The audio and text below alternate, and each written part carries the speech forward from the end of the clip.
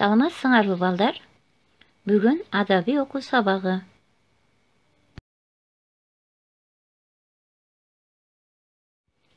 Сабак улуу жеңиштин 75 жылдыгы жана Жоомарт Бөкөнбаевдин 110 жылдыгына карата арналат.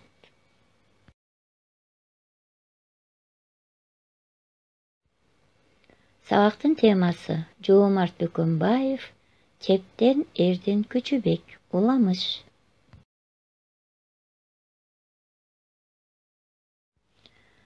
Сабактын максаты улуу акын драматург Жоомарт Бөкөнбаевдин чыгармалары жана чептен эрдин Күчүбек уламышы жөнүндө маалымат аласыңар. Уламышта карыя эне баланы өз элин сактап, жерин коргогон инсандар катары тааныйсыңар. Чыгарманы окуп, үйрөнүп, сүйлөө ичиңер сөз байлыгыңар өстүрүлөт. Чыгармадагы карыядай акылман, энедей боорукер, баладай эр жүрөк, элин жерин коргогон мекенчил болууга тарбия аласыңар.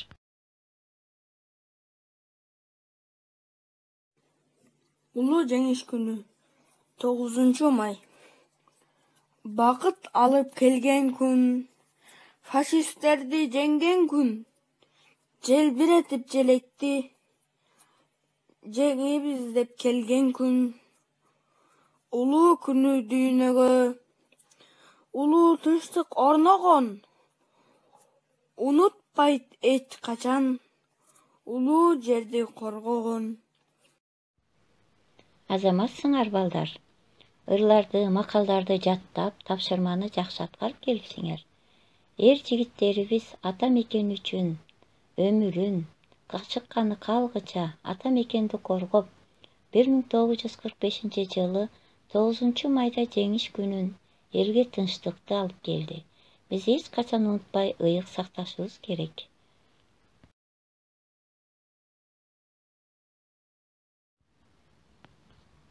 Балдар, жаңы тема өтөбүз.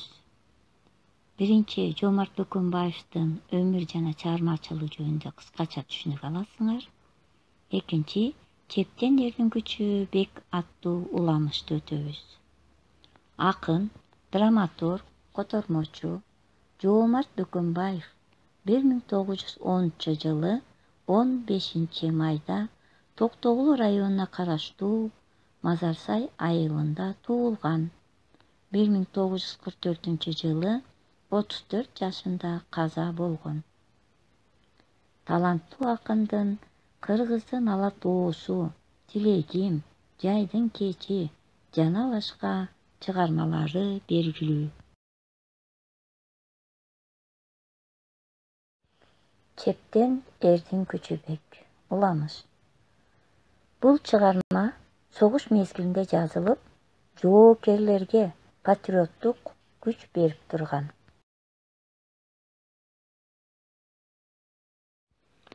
Чептен эрдин Күчүбек, уламыш.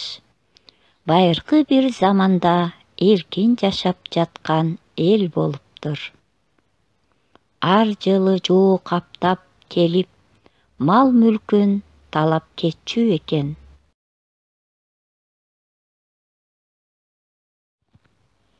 Эл чогулуп дубал курушат. Канчалык бекем курса да, дубал кулап токтобой көчө бериптир.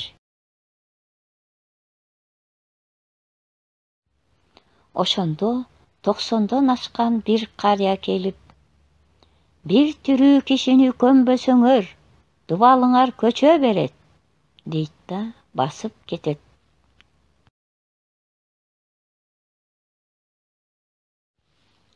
Карыянын сөзүнөн кийин кайсы эр азамат чыгат деп ырчылар элди айланып жар чакырат.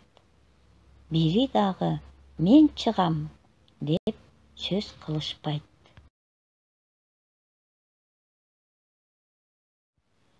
Аны уккан бир жаш бала келип, мени көмгүлө, элдин керегине жарасам, арманым жок, деп дубалдын түбүнө келет.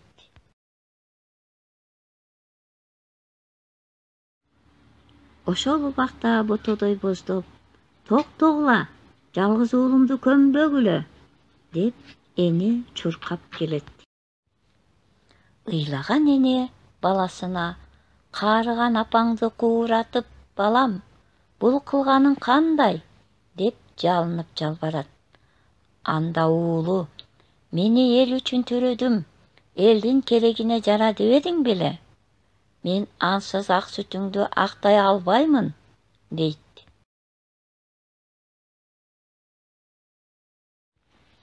Энеси уулунун айтканын угуп, анын акылдуу сөзүнө макул болот. "Ата журтка кызмат кылсаң, айланайын, ак сүтүңдү актадың балам" деп уулу менен кучакташып коштошот.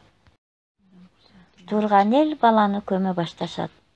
Топурак, кум анын алкымына жеткенде, баягы карыя кайра пайда болот.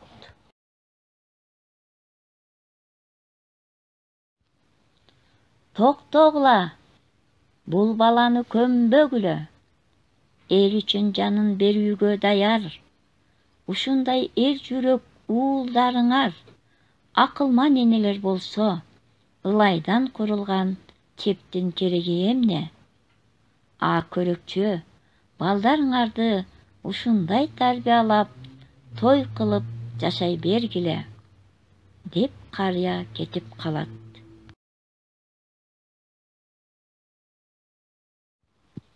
Ошентип, бул элдин уулдары эр азамат өсүп, энелери акылман болуп, бүгүнкү күнгө чейин эркин жашап келатыптыр.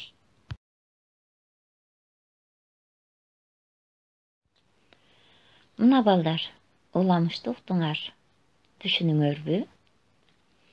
Адабий окуу дептериңерди алгыла, сөздүкчөнү жазабыз. Чеп, чек ара. Дубал, коргон. Жоо, душман. Алкым, моюн.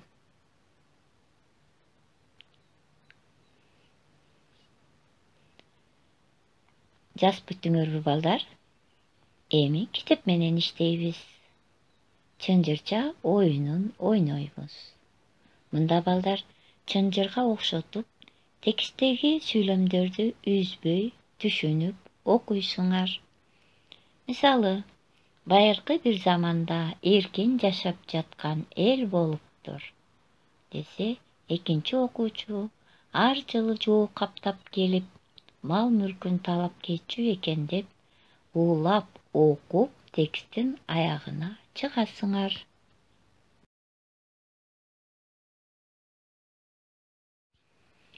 Бардыгыңар жакшы окуй турбайсыңарбы? Азаматтар, эми чыгармадан суроолор берем. Силер жообун таап, класстерди толтурасыңар. Биринчи суроо: эл дүрбөлөңгө түшүп жатканда ким келди? Экинчи суроо: ким өзүнүн эл жери үчүн өмүрүн сайды? Үчүнчү суроо: жүрөгү алып, уучуп, чыдабай ким чуркап келди? Төртүнчү суроо: элди ким коргойт? Жоокерби же дубалбы? Класстерди толтурабыз балдар.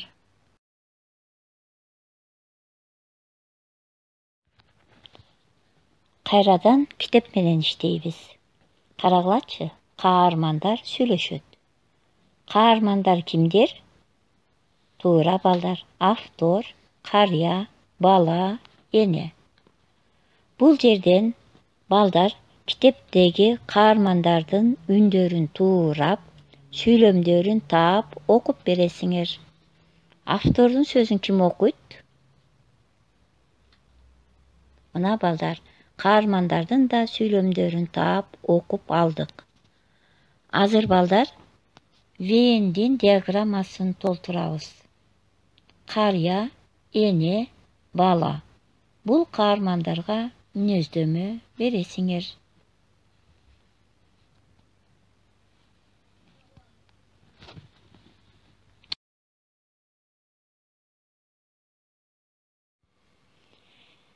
сабакты бышыктайбыз. Демек балдар, байыркы замандан бери уулдарыбыз жүрөгүн тосуп чеп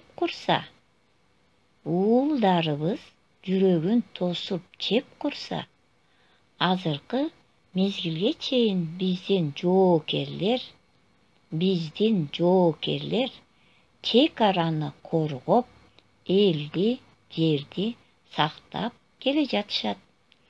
Силер дагы ата мекенде ыйык туткан патриот балдар болгула. Тапшырма. Чептен эрдин күчү бек уламышын окуп, түшүнүп, жоокер ыры деген ырды обон менен ырдап, жаттап келгиле.